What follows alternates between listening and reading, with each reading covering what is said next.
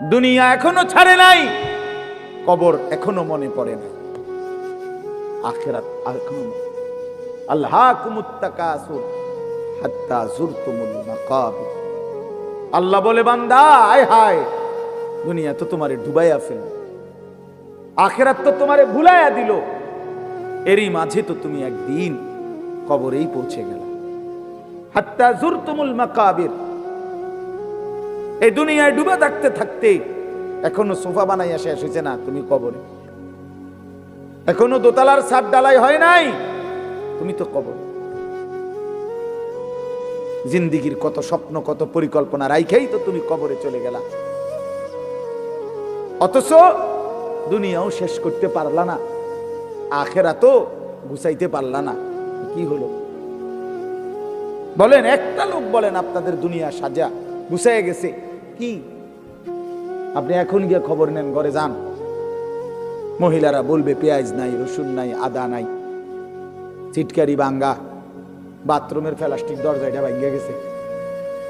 যত বাথরুমের মধ্যে প্লাস্টিকের দরজা ইডি হয়, হেন্দা ভাঙ্গা যায়, হেন্দা ভাঙ্গা যায়, চিটকারি নাই, চদর বদর, ঠিক না? বলেন না? তো দুনিয়া আপনি না খুব ভালো মাত্র গুছাই নিলেন, 6 মাসের মাথায় চিটকারি নাই কা, শেষ হয় না দুনিয়া। কি হয় না? রাক্ষসে এই দুনিয়া শেষ হয় না, দুনিয়া শেষ হয় না। রাসূলুল্লাহ সাল্লাল্লাহু আলাইহি ওয়াসাল্লাম বলেছেন, লাউ আন্না লি ইবনে আদম ওয়াদিয়াম মিন যাহাবিন লা আহাব্বা আন ইয়াকুনা লাহু ওয়াদিয়ান লান ইয়ামলা আফাহু ইল্লা তুরাব। এটা একটা হাদিস, আশ্চর্য হাদিস।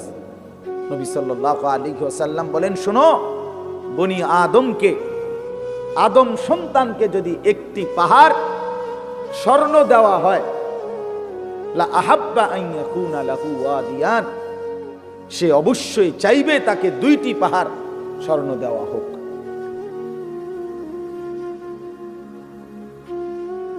লান ইয়ামলা আফাহু ইল্লা তুরাব।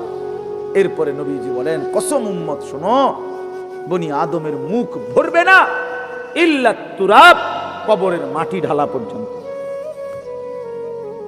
তার ওই মুখে, তার ওই শরীরে যতক্ষণ কবরের মাটি না ফেলবে, ততক্ষণ তার দুনিয়ার চাহিদা কি হবে না। এর চাইতে জ্বলন্ত হাদিস আর কি হইতে পারে? এর চাইতে সুন্দর কথা আর কি হইতে পারে বলে?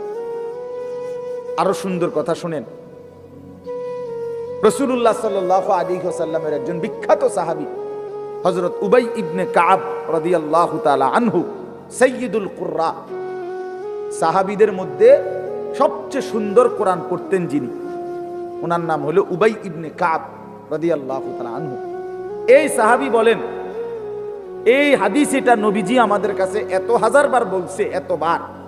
এই কোনটা? এই যে যদি বনি আদমকে একটি পাহাড় স্বর্ণ দেওয়া হয়, সে 2টি পাহাড় চাইবে, আরো দিলে আরো চাইবে, তার মুখ ভরবে না কবরের মাটি ছাড়া। ওই সাহাবী বলতেছেন, আমি নিজে তাফসিরে, আমার গাড়িতে এই তাফসির আছে, তাফসিরে কুরতুবী। তো ইনি বলেন, এই সাহাবী বলেন, কুন্না নারা হাদা মিনাল কোরআন। নবীজি এই হাদিসটা আমাদেরকে এত বেশিবার বলছেন, আমরা মনে মনে ভাবতাম এটা কোরআনের আয়াত। এটা কি? কোরআনের আয়াত ভাবতাম, কোরআনের আয়াত মনে করতাম আমরা এটা। তার মানে এত বেশিবার আমাদেরকে এত গুরুত্ব দিয়ে বলছে যে হায় বনি আদম, দুনিয়া তৃপ্ত হবে না, শুধু শুধু তুমি আর চেষ্টা করো না, থামো, এই নাফরমান থামো, পারতা না দুনিয়া। আরে হারামখোর, সুদখোর, ঘুষখোর, বাটপার, ওজনে কম দেওয়া সিটার, থাম বেটা, থাম, থাম নাফরমান, দুনিয়া পারবি না বেটা। দুনিয়া তোরে ধোকা দিবে, দুনিয়া তোরে বুড়া আঙ্গুল দেখাবে, দুনিয়া তোরে একদিন লাথি দিয়া কবরে ফেলে দিবে আর বলবে যা বেঈমান, কবরে চলে যা, দুনিয়া থাকুক। শুধু শুধু শুধু শুধু এত মিথ্যা, এত চুরি, এত ডাকাতি, এত দুর্নীতি, এত অন্যায়, এত সুদ, এত কিস্তি, এত হারাম। আহা মুসলমান, ঠিক করলেন। লা ইয়াদখুলুল জান্নাতা জাসাদুন গুজিয়া বিল হারাম। নবী সাল্লাল্লাহু আলাইহি ওয়াসাল্লাম বলেন, ওই দেহ জান্নাতে ঢুকবে না যে দেহের রক্ত গোশত হয়েছে হারামের দ্বারা। আমি নিজে হাদিসের ব্যাখ্যায় পড়ছি। এই হাদিসের ব্যাখ্যার মধ্যে আছে উলামায়ে কেরাম, মুহাদ্দিসিনে কেরাম বলে, যে অভিভাবক তার পুরা ফ্যামিলিকে হারামের টাকা দিয়া পালে, বউ বাচ্চা সবাই ওই হারামের টাকা থেকে খায় দায় ঘুমায়, এই নাফরমান অভিভাবক যেন নিজ হাতে পুরা ফ্যামিলিটার জন্য জান্নাত হারাম করে দিল। কারণ এই হারামের টাকাটা তো সেও খায়, পুতেও খায়, বউও তো খায়। বুঝেন নাই কথাটা? হ্যাঁ, গায়ে লাগতে পারে কারো, গায়ে লাগলে যদি পছন্দ না হয় জায়গা হালাই দিয়ে পানি দিয়ে দিয়ে দিলাম, তাহলে আরে তো সাবান লাগাই দিলে পরে লিখতে দেবে। অনেকের আছে মাত্র ইডি কইবে, এতে কত ভালো ভালো হুজুর দেখছি ইডি কইয়া গেছে, আমার লড়াইতে আসছে না। এবার আইসে এবার আমার উল্টাই লেগে এটা, হ্যাঁ এতে আরো কত মোটা তাজা হুজুর দেখছি শৈলওয়ালা। ছেলেরা আমার, বাপ আমার, বন্ধু আমার, পর্দার আড়ালের মা বোন আমার, এটা মনে রাখতে হবে। দুনিয়া আমাগরে ধোকা দিবে। যুবক, তোমার মোবাইল একদিন তোমারে ধোকা দিবে, এই ফেসবুক একদিন ধোকা দিবে। একদিন দেখবা এটা নাই, একদিন শুনবা এটা নাই, এই ইউটিউব, এই ফেসবুক এগুলো নাই, এই অনলাইন নাই, এটাই হবে। কোরআন আল্লাহর পক্ষ থেকে আমাদের জন্য রহমত, কোরআন আমাদের জন্য বুশরা, সুসংবাদ, কোরআন আমাদের জন্য হুদান, হেদায়েত, কোরআন আমাদের জন্য শিফা, আমাদের যাবতীয় বাহ্যিক এবং আর্থিক রোগের ঔষধ। এরকম অসংখ্য সিফাত, গুণ আল্লাহ তাআলা কোরআনুল কারীমের উল্লেখ করছে। এজন্য কোরআনুল কারীম শুনবার মধ্যেও বরকত, বলবার মধ্যেও বরকত, পড়বার মধ্যেও বরকত। হাদিসের মধ্যে আছে, আমাদের প্রিয় নবী সাল্লাল্লাহু আলাইহি ওয়াসাল্লাম যেভাবে কোরআনুল কারীম তেলাওয়াত করতেন খুব, আবার অন্যদের কাছ থেকে, সাহাবীদের কাছ থেকে কোরআনুল কারীমের তেলাওয়াতও শুনতেন। হযরত আব্দুল্লাহ ইবনে মাসউদ একজন বিখ্যাত সাহাবী। এই সাহাবী আব্দুল্লাহ ইবনে মাসউদ রাদিয়াল্লাহু তাআলা আনহুকে একদিন নবীজি বলছেন, ইকরা আলাইয়াল কোরআন, তুমি আমাকে কোরআন পড়ে শোনাও। তো সাহাবী ভয়ে মহব্বতে বললেন, ইয়া রাসূলুল্লাহ, কোরআন তো আপনার উপরেই নাজিল হয়, আমি আপনাকে কি শোনাবো? আদবের কারণেই বললেন, যে নবীজির সামনে কোরআন পড়া এ তো জানতেন বিষয় না। আল্লাহর নবী সাল্লাল্লাহু আলাইহি ওয়াসাল্লাম বললেন, ইন্নী উহিব্বু আন আসমাআহু মিন গায়রি, শোনো, আমি কোরআন পড়তে যেমন নিজে তেলাওয়াত করতে ভালোবাসি, অন্যের কাছ থেকে শুনতেও ভালোবাসি। তাইলে বোঝা গেল কোরআনুল কারীম পড়তে পারা, শুনতে পারা, বলতে পারা সবটাই সৌভাগ্য, সবটাই বরকত। এজন্য মেহেরবানি করে মনোযোগ দিয়ে, আন্তরিকতা নিয়ে আমরা ছোট বড় সবাই, পর্দার আড়ালের মা বোনরাও আল্লাহর কোরআন শোনে, তাইলে বরকত হবে। যে সমস্ত ছেলেদের হাতে, এই হাতে যেই মোবাইলগুলো, এগুলা ভাই নামায় ফেল। এই যাদের এরকম হাতে ধরা মোবাইল রেকর্ডের জন্য ধরে রাখছো, আল্লাহর ওয়াস্তে আমার এই কথাটাকে মানো, ভালো হবে। হাতে ধরা মোবাইল রেকর্ড করলে মনোযোগ হয় না, কথা দিলে জমে না, মানে নিজের অন্তরে কোনো কথা ঢোকে না, গাফেল মাহরুম হয়। যে মানুষ গাফেল, খামখেয়ালি, সে চিরদিন বঞ্চিত থাকে। এটা একটা গুরুত্বপূর্ণ বিষয়। এজন্য কোরআনুল কারীমের মধ্যে আছে সমস্ত জাহান্নামীর পরিচয়। আল্লাহ তাআলা বলছে, উলাইকা হুমুল গাফিলুন, এরা মূলত সকলেই গাফেল। গাফেল, অর্থাৎ আল্লাহকে মানার যাবতীয় যোগ্যতা তার মধ্যে ছিল এবং আল্লাহ তাআলা কি কি হুকুম করছেন তাও সে শুনছে, আল্লাহর পক্ষ থেকে সেটা তাকে পৌঁছানো হয়েছে এবং বুঝবার জন্য তার কাছে কিতাবও আছে। কেন নামাজ পড়লো না, কেন হালাল হারাম বাইসা চললো না, কেন আল্লাহর ইবাদত করলো না, মূলত গাফেল, খামখেয়ালি করছে। পড়লাম না, নামাজ পড়ছো না, পড়ছি না, কি লেগে পড়ছো, পড়ছি না, এটা কি কোনো একটা অজুহাত হইল? এটা কি একটা কোনো কথা হইলো সুস্থ স্বাভাবিক যে পড়ছি না আর কি, ভাল লাগে না আর কি? আচ্ছা পড়মু তো, এরকম শুরু করছেন, আচ্ছা জান না আমি আইতেছি। এই সমস্ত কথা হলো কিসের কথা? ফালতু মানুষের, গাফেল মানুষের। এই জন্য আল্লাহ তাআলা তিনটি যোগ্যতা সর্বদাই মানুষের কাছে রাখছেন। একটা হলো আল্লাহকে মানার পুরা যোগ্যতা আল্লাহ তাআলা মানুষের শরীরের মধ্যে দিয়েছে। এমন কোনো হুকুম শরীয়তের মধ্যে নাই যেটা পালন করার যোগ্যতা আল্লাহর বান্দার মধ্যে নাই। এটা এমন হইতেই পারে আমার শরীরে রুকু করার ক্ষমতাই নাই, অথচ আমারে আল্লাহ রুকু করতে বলছেন, এটা হতেই পারে। আমার শরীরের মধ্যে সেজদা দেওয়ার কোনো ক্ষমতাই নাই, অথচ আল্লাহ তাআলা আমারে বলছে না সেজদাই করো, এমন কোনো বিধান আল্লাহ দেয় না। তার মানে যতগুলো হুকুম আল্লাহ তাআলা বলেছেন, নিষেধ করেছেন, তা পালন করার এবং বিরত থাকার শতভাগ যোগ্যতা আল্লাহ তাআলা বান্দার মধ্যে দিয়েছে। একজন পর নারী দেখলে চোখ নামাইতে বলছে, ইয়াগুদ্দু মিন আবসারিহিম। এখন আমার যদি অবস্থা হইতো এরকম যে আমি এমনিই চাইয়া থাউন লাগে, নিচের দিকে আমার ঘাড় নামে না, তাইলে না কথা ছিল। এখন বলেন যে আমাদের ঘাড় নামে কিনা? আমরা এমনি নিচের দিকে চাইতে পারিনি তো। তো এইটাই তো আল্লাহ বলছে, ভিন নারী দেখলে চোখ নামাও। তাহলে এখন চোখ নামাবার যোগ্যতা আমার মধ্যে আছে কিনা? এরকম আপনি চিন্তা করলেই বুঝবেন। প্রতিটি ইবাদত হুকুম পালন করার যোগ্যতাও আছে, প্রতিটি নিষেধ বর্জন করার যোগ্যতাও আল্লাহ তাআলা দেহের মধ্যে দিয়েছে।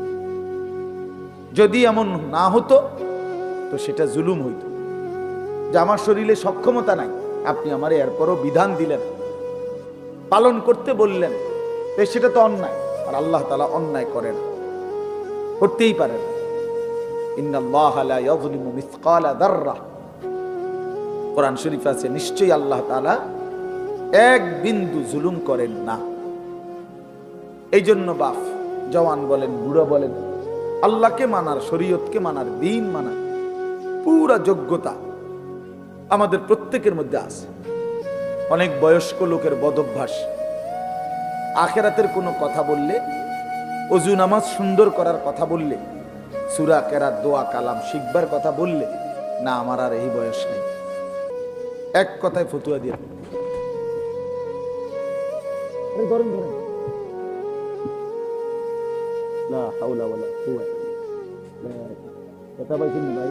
সোজা হন, আগে সোজা হন, একটু হাঁটেন, একটু হাঁটেন আপনি আগে। আল্লাহ হেফাজত করেন। এনে বসেন, এটি নামাই দেন, চেয়ার নামাই দেন, নিচে বসেন, নিচে বসেন ভাই, অসুবিধা নেই। আল্লাহ হেফাজত করেন, আল্লাহ আফিয়ত দান করেন। এই জিন্দেগি, এই জীবন, ওমা তাদরি নাফসুম মাযা তাকসিবু গাদান, কোরআনুল কারীমের মধ্যে আল্লাহ তাআলা বলছেন কেউ জানে না, ওমা তাদরি নাফসুন, কেউই জানে না আগামীর মুহূর্তটা তার কি হবে, আগামীর মুহূর্তটা তার জন্য কি অপেক্ষা করছে কেউ জানে না, কেউ অপেক্ষা। এটাই জিন্দেগি। এই জন্য আমরা প্রতি মুহূর্তে, দুনিয়াতে আসলে স্বস্তি নাই। মৃত্যু যাকে সারাক্ষণ তাড়া করে তার আবার স্বস্তি কিসে? যার পিছনে মৃত্যু হাঁটে, যার পিছনে মৃত্যু থাকে, তার আবার স্বস্তি কিসের? তার আবার তৃপ্তি কিসের? তার আবার উল্লাস কিসের? উল্লাস কিসের? তাইলে বলেন, আমি আপনাদেরকে বলছি ভাই জোয়ান, তোমাদেরকেও বলছি, আমাদের প্রত্যেকের ভিতর আল্লাহ তাআলা আল্লাহকে মানার যোগ্যতা দিয়েছেন, কিন্তু আফসোসের বিষয় হলো আমরা ইচ্ছা করি, কামখেয়ালি করে সেই যোগ্যতা নষ্ট করে দিচ্ছি। নিজের মনের যত খাহেসাত, মনের যত চাহিদা, সেটা কিন্তু পূরণ করতে আমরা খুব বদ্ধপরিকর, খুব মজবুত।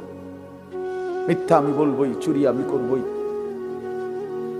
অবৈধ উপার্জন আমি করবই, যত বেজ্জুতি হই, নারীর আড্ডা, জেনার আড্ডা, বেবিচারের আড্ডা, বন্ধুদের অসৎ আড্ডা, আমি এটা দেবই।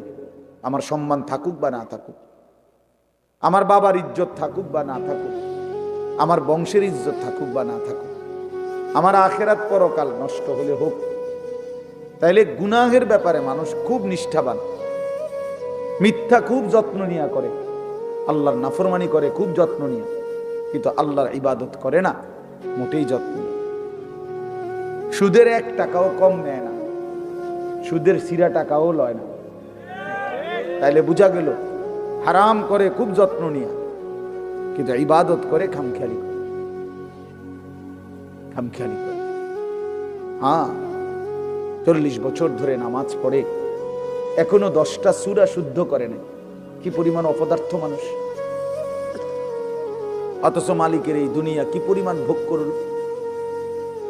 60 বছর বয়স, নবীজি সাল্লাল্লাহু আলাইহি সাল্লামের শেখানো 10টা দোয়া বলতে পারে না, এবং এটা যে পারে না এই নিয়ে কোনো শরমও নাই।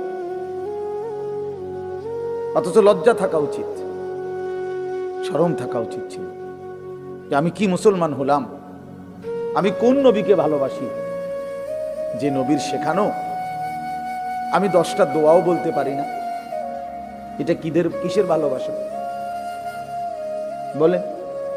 অসংখ্য মুসলমান 2 রাকাত নামাজ সুন্নাত মোতাবেক পড়তে জানে, এবং এটা যে গাফলতি তার, এটা ভাবেও না। আপনি বলবেন আর তর্ক করবেন, এত কথা কই না, চাই আল্লাহ ভরসা, আল্লাহ ভরসা। এই একটা খামখেয়ালি। কোরআন শরীফে হাদিস আছে, ডাইরেক্ট নবী বলছে সবচেয়ে অক্ষম অপদার্থ লোক ওই ব্যক্তি যে নিজের মনের ইচ্ছা মতো চলে, অথচ আল্লাহর উপরে ভরসা করে, আশা করে। বুঝেন নাই? চলে কি নিজের ইচ্ছা মতো, অথচ আশা করে কার কাছে? করতেছে নাফরমানি, মুখে বলতেছে আল্লাহ ভরসা। টাকা সুদের, এরপরে বলতেছে হুজুর খাস করে দোয়া করেন, বহুত কষ্টে আল্লাহ আল্লাহ করিয়া 12টা লাখ টাকা ব্যবস্থা করে ফোলাকা বিদেশ পাঠাইছি, খাস করে দোয়া করে। খাস করে কি দোয়া করতো? 12 লক্ষ টাকার মধ্যে সুদের টাকা কত, কিস্তিতে কত নিলেন, কিস্তিতে কত? তো আপনি আল্লাহ আল্লাহ করে নি টাকা ব্যবস্থা করছেন না সুদে টাকা ব্যবস্থা করছেন? তাইলে মিথ্যুক এটা বললেন কেন যে আল্লাহ আল্লাহ করে টাকা ব্যবস্থা করত? আর খাস করে কি দোয়া করত? যে আল্লাহ এই টাকার উপরে ঠাডা পড়ুক। এটাই তো দোয়া, খাস দোয়াই। এই সুদের টাকার উপরে গজব পড়ুক, হারামের টাকার উপরে লানত পড়ুক, ব্যাপার লানত করুক এই টাকা। এটা খাস দোয়া। তাহলে কি পরিমাণ অজ্ঞতা আমাদের, মূর্খতা! প্রকাশ্যে আল্লাহর নাফরমানি করে আবার বলতেছে খাস করে দোয়া করে।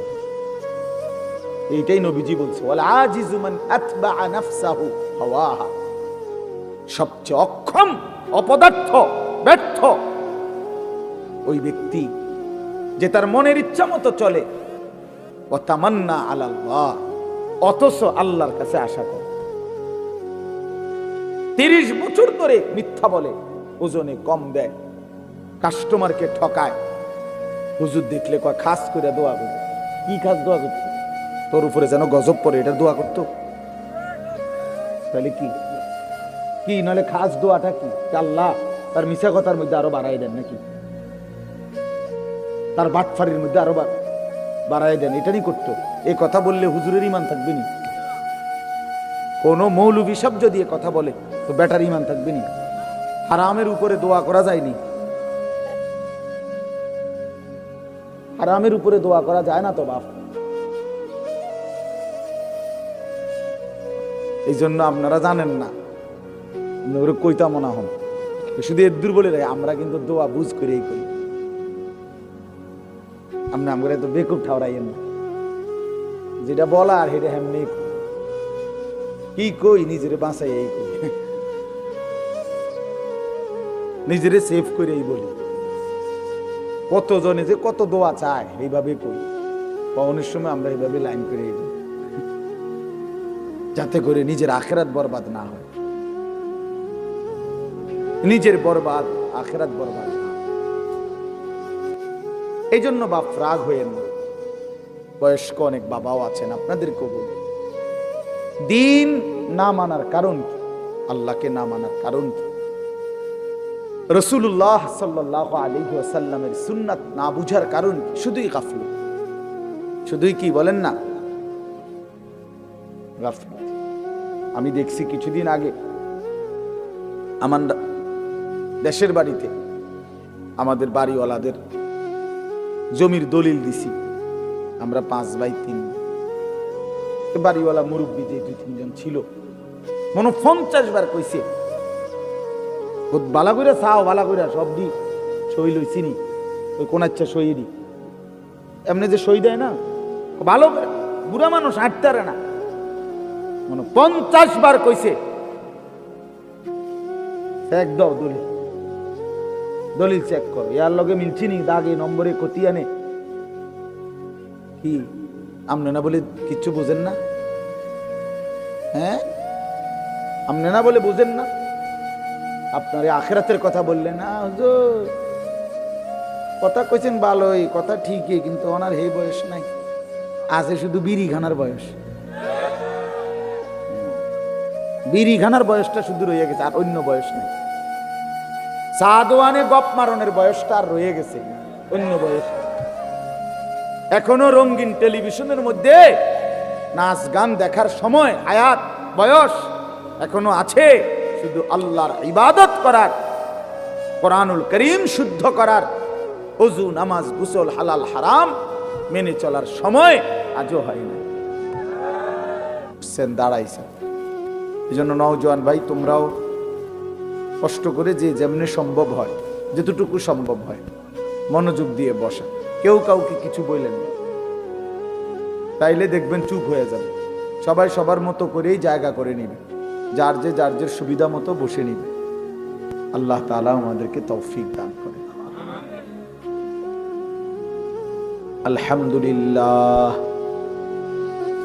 আলহামদুলিল্লাহ নাহমাদুহু ওয়া নাস্তাঈনুহু ওয়া নাস্তাগফিরুহু ওয়া নু'মিনু বিহি ওয়া নাতাওয়াক্কালু আলাইহি ওয়া নাউযু বিল্লাহি মিন শুরুরি আনফুসিনা ওয়া মিন সাইয়্যাতি আ'মালিনা মান ইয়াহদিহিল্লাহু ফালা মুদিল্লা লাহু ওয়া মান ইউদ্লিলহু ফালা হাদিয়া লাহু ওয়া নাশহাদু আল্লা ইলাহা ইল্লাল্লাহু ওয়াহদাহু লা শারীকা লাহু ওয়া নাশহাদু আন্না সাইয়্যিদানা ওয়া হাবিবানা ওয়া মাওলানা মুহাম্মাদান আবদুহু ওয়া রাসূলুহু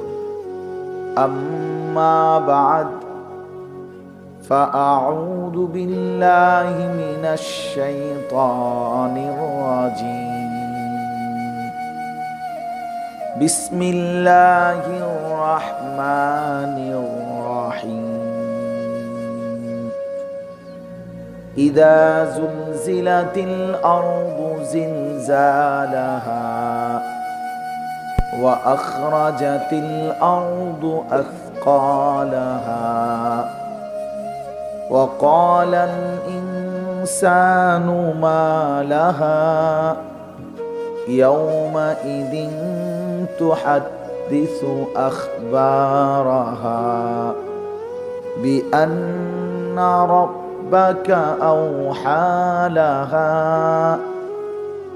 يومئذ يصدر الناس أشتاتا ليروا أعمالهم فمن يعمل مثقال ذرة خيرا يره ومن يعمل مثقال ذرة شرا يره صدق الله مولانا العظيم وقال نبينا صلى الله عليه وسلم الكيس من دان نفسه وعمل لما بعد الموت والعاجز من أتبع نفسه هواها وتمنى على الله اللهم صل على محمد وعلى آل محمد كما صليت على إبراهيم وعلى آل إبراهيم إنك حميد مجيد اللهم بارك على محمد وعلى آل محمد كما باركت على إبراهيم وعلى آل إبراهيم إنك حميد مجيد سبحانك لا علم لنا إلا ما علمتنا إنك أنت العليم الحكيم الحمد لله আল্লাহ পাক রব্বুল ইজ্জাত জুল জালাল ওয়াল ইকরামের ফজল কারাম রব্বুল আলামিনের অপরিসীম ইহসান মেহেরবানি দয়া আল্লাহ তাআলা আমাদেরকে আজ 9 ডিসেম্বর 2024 রোজ সোমবার কুমিল্লা জেলা দেবিদ্বার উপজেলাধীন ধলাহাঁস আজকের এই মোবারক ওয়াজ মাহফিলে আল্লাহ তাআলাই আমাদেরকে আসবার বসবার আল্লাহর জন্যই জমা হওয়ার তৌফিক দান করেছেন এজন্য আমরা সকলেই বলি আলহামদুলিল্লাহ। রাত্রি 10:30 বাজে, একেবারে খুব রাতও না আবার একদম কমও না, যেহেতু এখন 5:15টার দিকেই সন্ধ্যা হয়ে যায়। তো সকলের কাছে আমার অনুরোধ হলো, আলহামদুলিল্লাহ যথেষ্ট পরিমাণ বয়ানও হয়েছে, আপনারা মাহফিলে সার্বিকভাবে আগামী বছরের জন্য অনেক সুন্দর সহযোগিতা করছেন, মাশাআল্লাহ।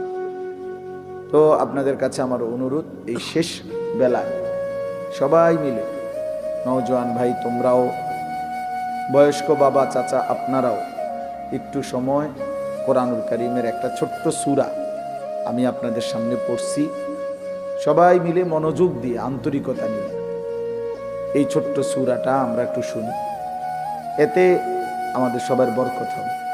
আল্লাহর কোরআন আমাদের জিন্দেগির জন্য রহমত। কোরআন শরীফে আল্লাহ তাআলা বলছে কোরআন রহমত।